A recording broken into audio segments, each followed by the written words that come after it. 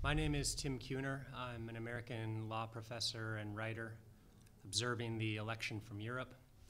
I wish to give a few of my observations about the 2016 election in my personal capacity only. What follows are my own views offered at a public forum at the University of Warsaw on a snowy day in Poland, November 9th, 2016. The talk is called Democracy or Corruption, the 2016 Elections. One thing would be the random victory of a chauvinistic populist over an elite Washington insider, a career politician who couldn't shake the stink of Wall Street patronage and an FBI shakedown. Not so surprising if you put it that way, but that's hardly the entire picture. For everyone who considers racism, sexism, xenophobia, threats to the rule of law, and policy ignorance to be deal breakers, Trump's election comes as a horrific surprise.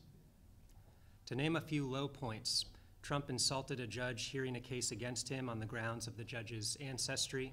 He has called immigrants rapists and then gone on to brag about how he grabs women's genitals without consent. When a female television host confronted him, Trump reacted by alleging that she was menstruating and hormonal. He's pursuing a wall on the border with Mexico and a mandatory registration system for Muslim immigrants, which reminds me a bit of the one used to intern Japanese Americans during the Second World War. He has claimed he will deport millions of people. He's been endorsed by white supremacists and the Ku Klux Klan, and also by climate change deniers and pro-gun militias. He has threatened the rule of law by insinuating that he will lock up political opponents and that he will change the law so that he can't be criticized in the media. He also has claimed that he can appoint Supreme Court justices who will do exactly what he wants them to do on each particular point. And more mildly, he's been consistently rude, childish, and incapable of engaging in debates on the merits of political issues. So the headlines on November 9th of shocking upset in the major news media do not succeed in capturing what moderate and progressive people everywhere feel when they wake from their beds, when we all awoke from our beds on the morning of November 9th. I prefer the comparison to a patient who awakes from surgery to find that the doctors amputated the wrong leg. The useless, infected leg was visibly septic, mind you, had been shaved and marked with X's all over. And so the majority of American voters are now cycling through stupefied disbelief and anger, profound loss, and soul-searching. That profound loss and soul-searching, though, is one of the best things that could happen to American democracy today. It's the silver lining. It's too bad that it comes through such an existential threat as Donald Trump. But as the old adage goes, sometimes things have to get worse before they can get better. We have been in denial of widespread structural trends that go way beyond this election, but which were nevertheless instrumental in electing Trump over Clinton. We will either confront these trends or we will lose the democracy that we're accustomed to having.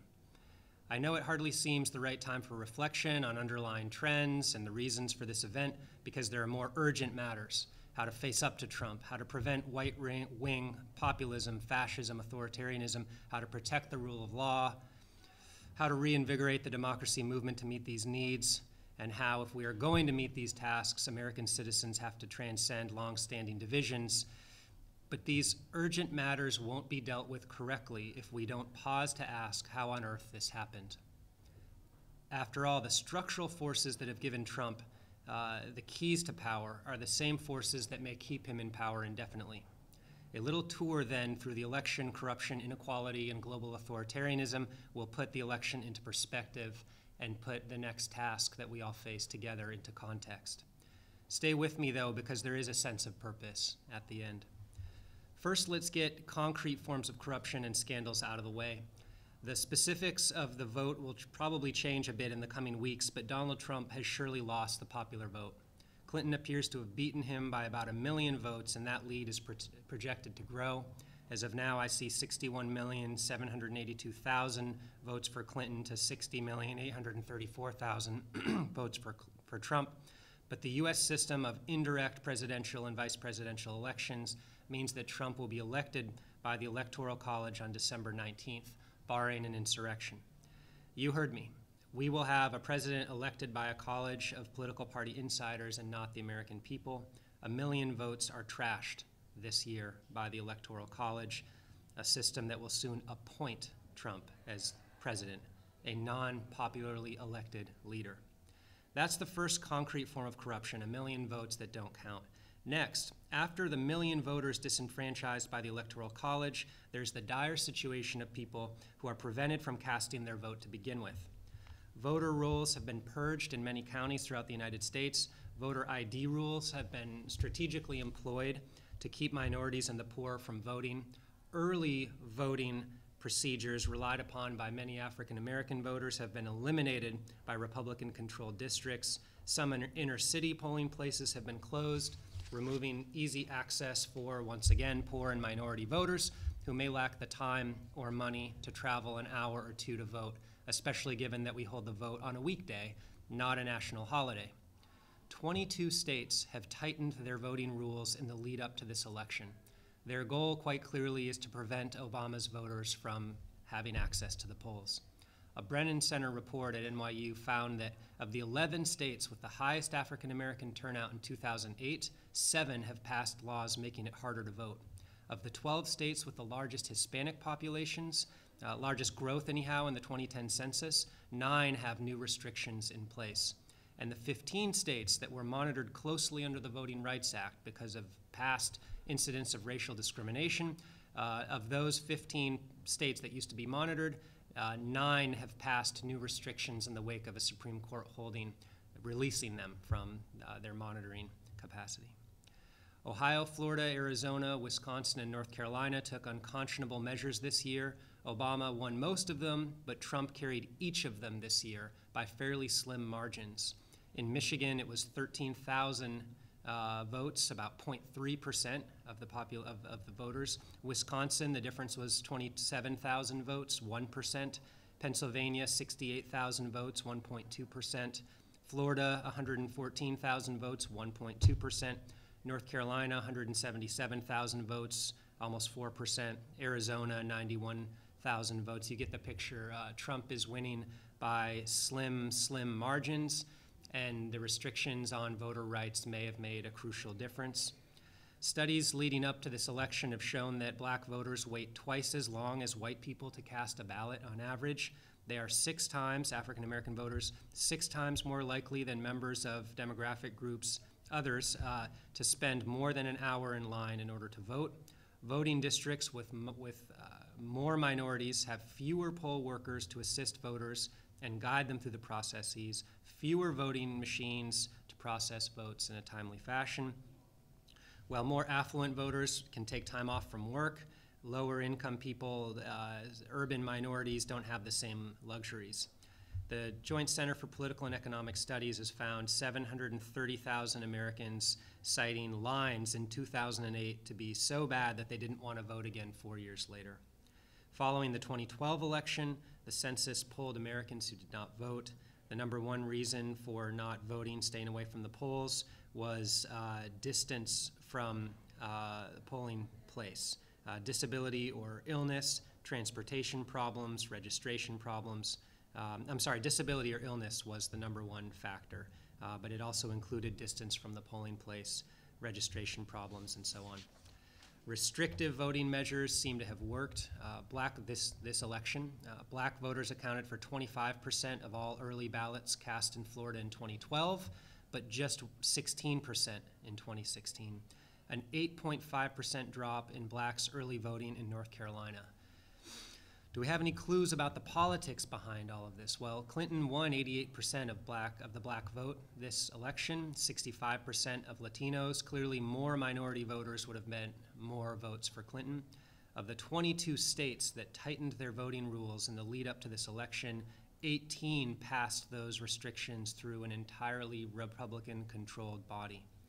To a similar effect as voter suppression, consider that African Americans are disproportionately poor, incarcerated, and later disenfranchised upon being released from prison. Add to this an epidemic of police violence against black citizens, numerous police homicides in 2016, and you start to get a picture of an underclass without equal rights and with tremendous fear. So the politics of this, think about the situation of African Americans in society. There was a survey question asked of white voters in this election, whether blacks are treated fairly in society or not. Half of white voters say that they are treated fairly. 41% say that African Americans have been treated unfairly. Among those who think black people have been treated fairly, 8 in 10 voted for Trump. Among those who feel that black people are treated unfairly in society, a large margin voted for Clinton. So this is highly politicized. So this is the second concrete form of corruption after the Electoral College, which doesn't count 1 million votes or so this year. Well, the second concrete form of corruption is voter suppression. It's a form of corruption that also worked against Clinton. 2 other concrete scandals to mention that could have tipped the electoral vote towards Trump.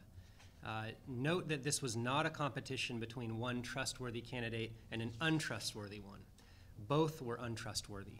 Of white voters, 57% said that Trump was dishonest and untrustworthy, but 70% said the same of Clinton. So Clinton had bigger trust problems than Trump, partly because she's a Washington insider and she suffered from her husband's presidency in Whitewater, etc. But by far the main factor was the email scandal, Clinton's use of a private email server for emails containing sensitive information. FBI Director Comey's decision to reopen the investigation in late October, just days before voters would make their decision, surely had a major impact. If trustworthiness was Clinton's main problem, and this unprecedented move by the FBI after clearing her in September clearly cast her in a terrible light. Why would they need to reopen the investigation after all in the final days before the election? In fact, there's a very good chance that Clinton would have won without that factor. Equally strange was the hijacking or hacking of Hillary Clinton's campaign emails and Democratic National Committee documents with credible allegations by U.S. government actors that the Kremlin was involved. Russia. There have been many attempts to dismiss this story, but it's actually a central point about why Trump's election is such a catastrophe, and we'll talk about links to authoritarianism in Russia later. In October, just now, U.S. intelligence agencies, including the NSA, issued a statement accusing Russia's senior-most officials of authorizing the hacks in order to interfere with the election. WikiLeaks, DC Leaks, and the hacker who goes by Guccifer were named.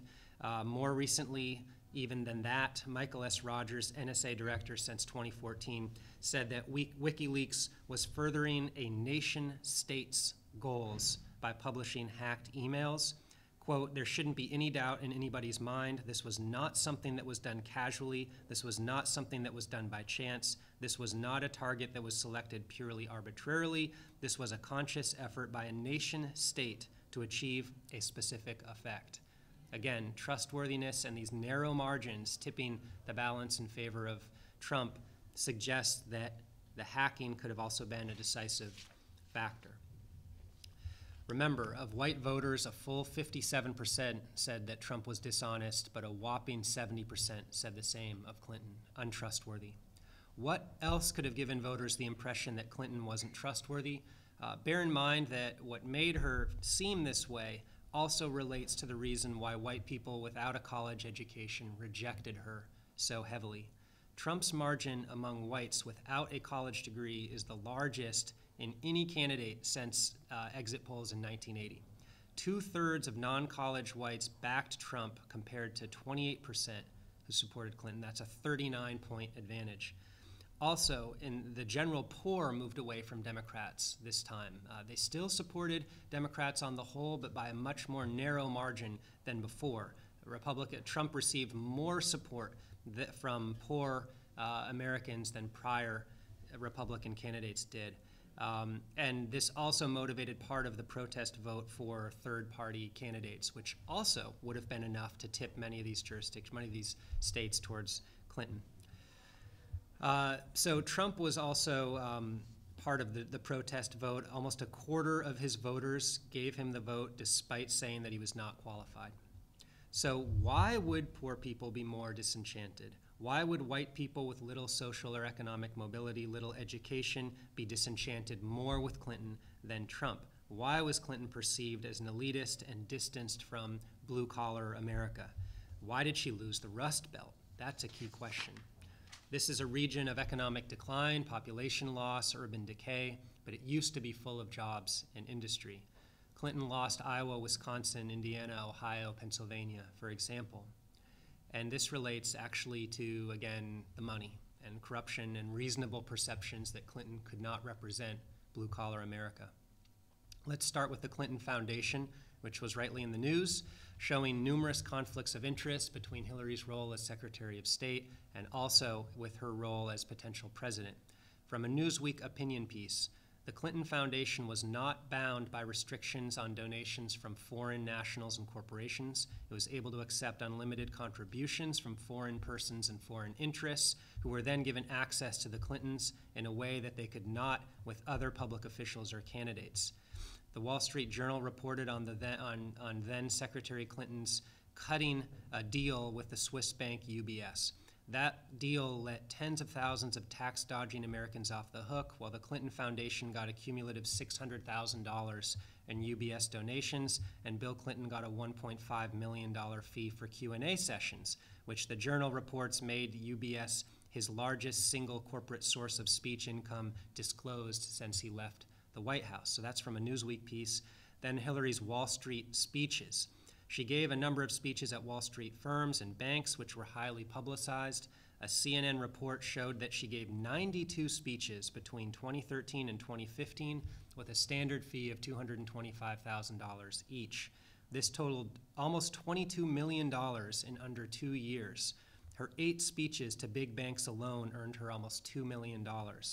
In the years leading up to the start of the campaign, Bill and Hillary combined for more than $153 million in income from speeches, at least $7.7 million of which came from big banks, including Goldman Sachs and UBS. CNN reports that the speeches have been shrouded in privacy.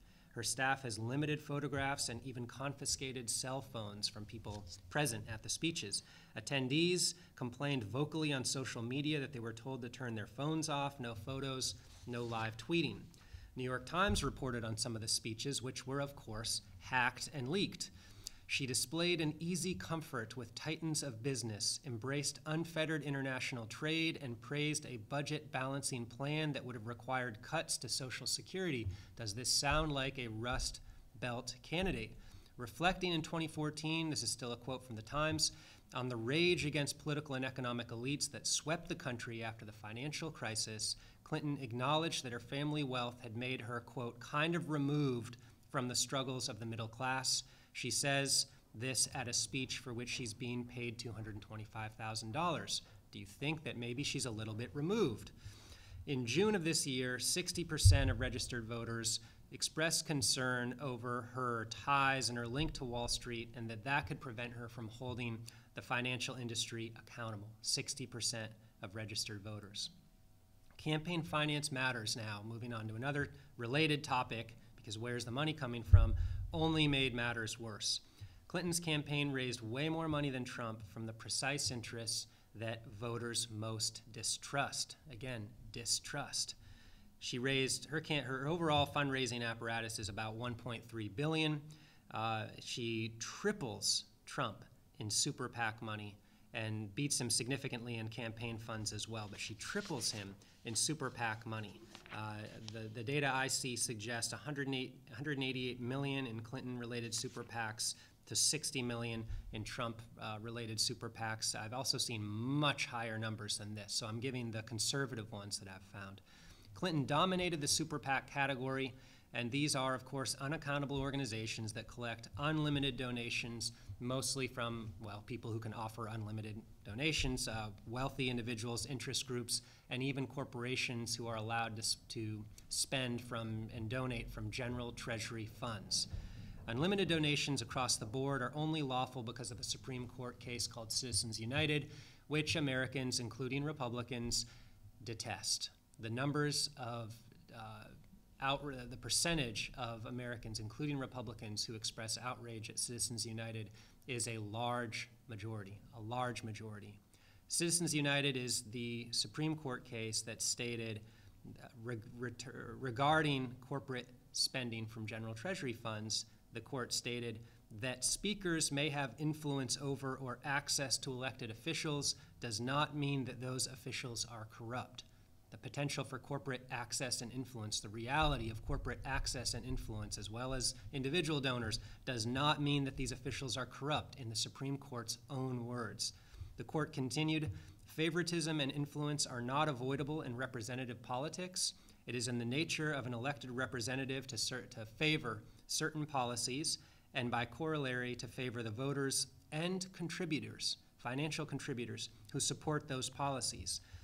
Continuing the quote, it is well understood that a substantial and legitimate reason to cast a vote for or to make a contribution to one candidate over another is that the candidate will respond by producing those political outcomes the supporter favors. Democracy is premised on responsiveness.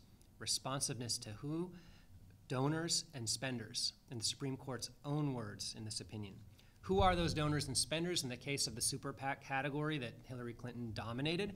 Well, if I look back to 2012, I find that about 80% of super PAC spending comes from a few hundred wealthy Americans and interest groups. That's 0.000084% of the general, of the adult population. So we're looking at a tiny fraction, not of the 1%, but this minuscule 0.00000 sort of percent. It's unfathomable to the average American, and it should be unfathomable to them. Clinton also dominated Trump in campaign fundraising and campaign committee donations, thanks partly to another more recent Supreme Court decision that not as many people know about as Citizens United. Here's a quote from a major newspaper story, the New York Times, stating that after the McCutcheon decision, Mrs. Clinton established an agreement with the Democratic Party under which she asked her wealthiest patrons to write checks in excess of $300,000, more than double the old limit.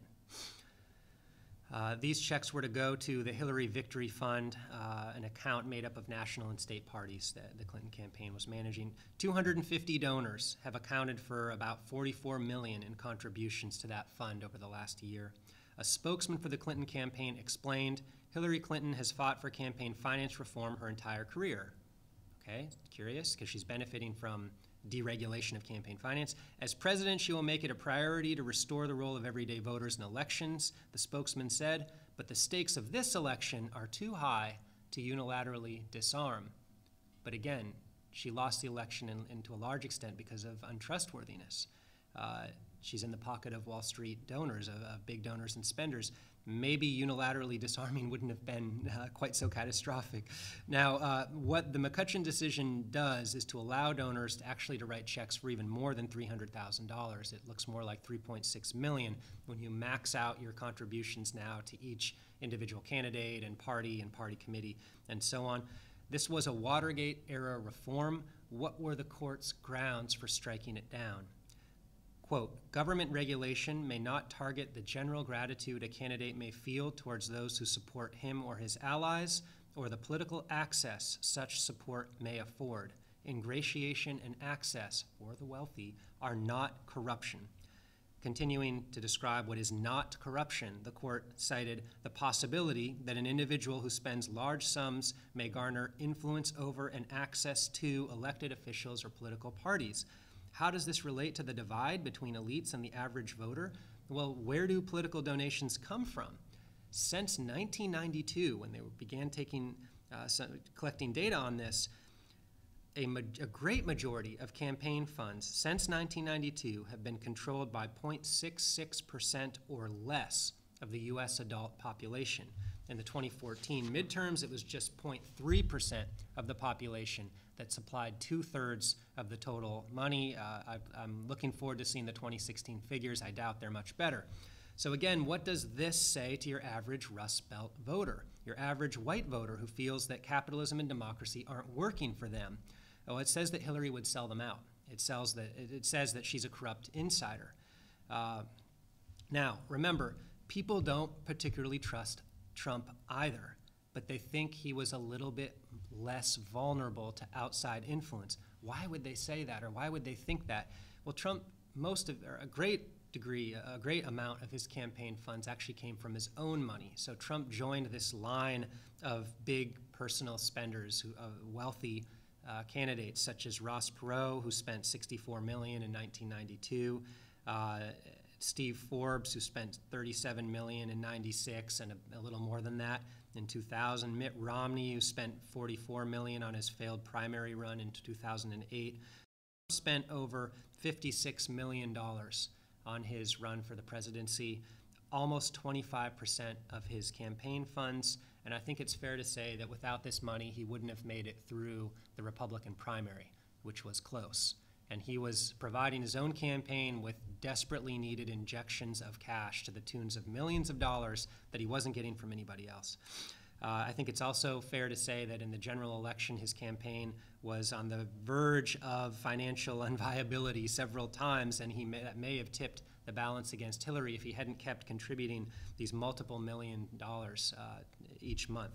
Now, why are businessmen allowed to spend unlimited funds to capture public attention and mount viable campaigns for the presidency or for the Congress?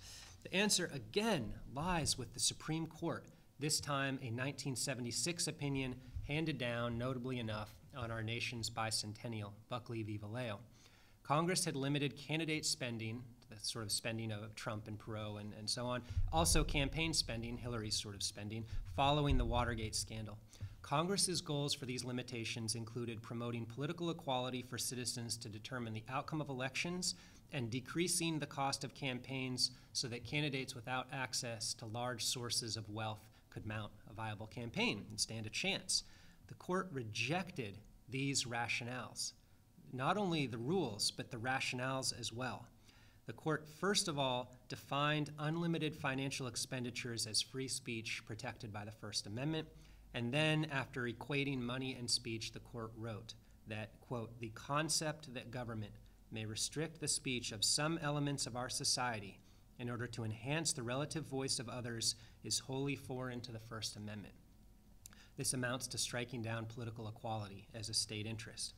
The court continued, the First Amendment denies government the power to determine that spending to promote one's political views is wasteful, excessive, or unwise. The people, as citizens and candidates, as associations and committees, must retain control over the quantity and range of debate in a political campaign. But of course, this maintenance of control by the people really means control by the people with access to large sources of money, such as Mr. Trump, the wealthy businessman who was perceived as more trustworthy because at least it was his own money. Other interests couldn't influence him because it was his own money, whereas Clinton was in Wall Street's pocket, big donors and spenders' pockets. Partly for this reason, I think the Rust Belt abandoned her, and uneducated whites with little economic mobility abandoned her. They have nothing to gain from Wall Street, nothing to gain from unaccountable, out-of-touch capitalist democracy. But of course, the irony is that they fell straight into the willing arms of a plutocrat with authoritarian tendencies. And that brings us to the issue of what the election tells us about the international context. So how does the United States fit in now as a whole into that international context? Where does political control by the wealthy and their compliant elites get us? From a statistical analysis of policy outcomes across nearly 2,000 issue areas, political scientists Martin Gilens and Benjamin Page conclude that economic elites and organized groups representing business interests have substantial independent impacts on U.S. government policy, while mass-based interest groups and average citizens have little to no independent influence. As Gilens and Page put it, America's claims to being a democratic society are seriously threatened because policymaking is dominated by powerful business organizations and a small number of affluent Americans. A few years earlier, Larry Bartels at Princeton, now Vanderbilt, found that the bottom 33% of the population, socioeconomically speaking, the bottom 33% is of entirely no account in the decisions of their representatives. This helps to explain rising economic inequality, right? This tremendous and rising political inequality, this lack of traction for ordinary citizens, especially the poor and middle class, helps to explain the rising economic inequality that is affecting not just the United States, but the entire world. If you think back to Piketty's findings in his 2014 book, he finds extreme and rising levels of economic inequality. In the United States, we are now the most unequal of all advanced democracies. The 10%, the top 10% of Americans in terms of wealth control 72% of national wealth. The bottom 50% of Americans, the bottom half, controls just 2% of national wealth. And returns on capital over returns on labor are rising. And within labor, returns are becoming increasingly stratified so that wealthy wage earners are gaining an increasing advantage over poorer wage owners. Piketty says that this is neither natural nor inevitable. This is rather, it's not about what capitalism always becomes or has to necessarily be. Rather, it's the result of laws and policies that transfer public wealth to private hands. Privatization, deregulation, the death of social programs, including education, and its increased cost. In other words, our plutocratic system has ruined not only democracy but capitalism as well. Trump's election, then, is the result of political and economic inequalities and everyday people's frustration with real events and trends, the reality of their everyday situation. Now, the United States is not alone in this. Similar things are happening in Europe and have long been happening elsewhere. Brussels appears just as disconnected as Washington. Global trade, lobbyists, wealth transfers from rich to poor, putting the poor and middle classes into a vulnerable state, looking for salvation that is not coming from mainstream establishment politicians or parties. And so you get the rise of authoritarian and right-wing populist leaders across the world. The trends that Clinton and Trump are part of have given us not just this catastrophic election in the United States, but catastrophic elections throughout the world. When you look at Marine Le Pen in France, when you look at Brexit, so France's National Front and Great Britain's UKIP, which are getting some press, you're still not seeing the whole trend. Liberal populists are taking hold. Think about Turkey, Russia, Hungary, even Poland, where I speak today, the Philippines. Populist movement has taken hold in India, where Narendra Modi is from a far right-wing party with ties to Hindu nationalists. Trump's chief strategist, Steve Bannon, is aware of these movements and has learned from them. This is not coincidental. It's part of the same fundamental trend. You would think that productive and decent leaders would fill the void of economic and political inequality, of popular disenchantment, but they're not there. Authoritarian leaders are filling the void. Right-wing populists are filling the void where democracy should be speaking. So it's incumbent upon all of us right now not just to look to the situation of the United States, which feels so tragic, but to look to Italy prior to Mussolini, to look to Germany prior to Hitler's Third Reich, to look to Russia today, to France today, to Poland today, and you find popular disenfranchisement, you find frustration. Why are people in some of these movements sympathetic or tolerant of racism? Why are they sympathetic to or tolerant of anti-immigrant sentiment? Well, they're in a state of competition, right? When education has tanked, when social and economic mobility has tanked for your average citizen of the dominant ethnic or racial religious group, they are forced to compete with incoming immigrants for jobs. We've seen this in the United States over centuries with Irish immigrants, with Italian immigrants. There are always these forms of competition that aren't inherently ethnic or racial or religious or even national in origin. Inherently, they're about economic scarcity. They're about precariousness. Now, all of this sounds tremendously depressing, but I think in reality it can be tremendously motivational. Whether we like it or not, the forces of history have thrust us back into a key moment.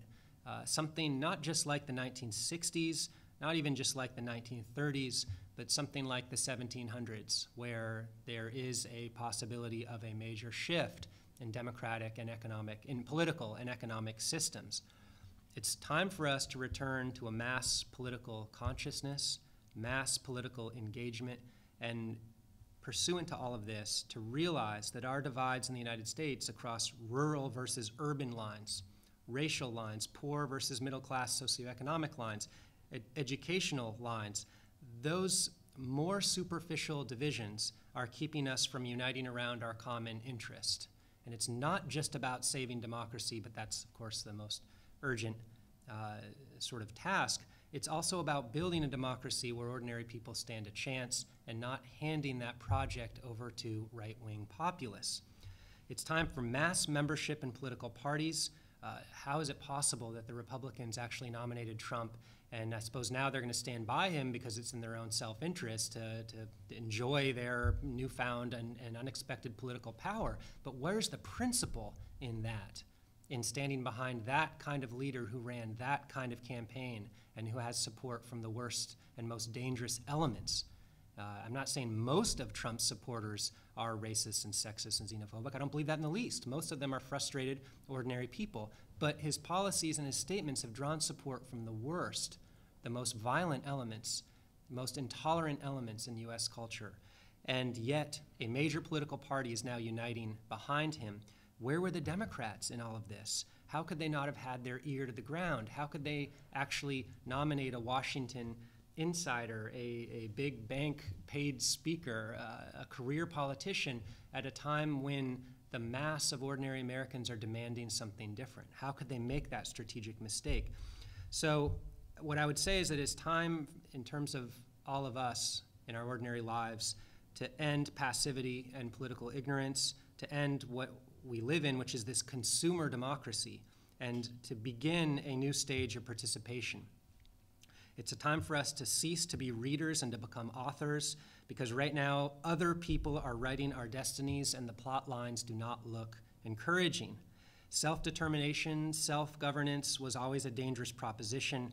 It always demanded an educated and engaged citizenry, and it's time to step up. Domestically in the United States, we're reaping the fruits of rising educational costs. The cost of college is now out of reach for most families. Even at public universities for in-state students, you can rack up a debt of close to $100,000. The choice facing a lot of young voters is either mass indebtedness or ignorance and a lack of mobility. Both of these things, lack of education and indebtedness, both of them are prisons. So through our frustration and our lack of decent alternatives, without a decent choice for president, Americans have succumbed to a destructive impulse. And I think that impulse is very well and poetically and tragically conveyed by the images of President Obama, the nation's first African-American president, meeting with the new president, soon to be elect by the Electoral College, handing over the keys to the White House, this first African-American president, handing over the keys to the White House to a candidate endorsed or essentially endorsed by a Ku Klux Klan newspaper. That incredible moment, right, where the African-American president hands over the keys to the White House to a candidate who has been overtly hateful, is shattering. But if you look at Trump's voters, right, this is a we the people moment. If you look at Trump's voters, that is not what they demanded. Maybe 2% of them did. Not what they demanded in mass. They demanded a change in established power structures. They demanded a decent chance for uneducated Americans. It's time to come together around that, socioeconomic issues. It's time to get back to democracy in the United States. Thank you.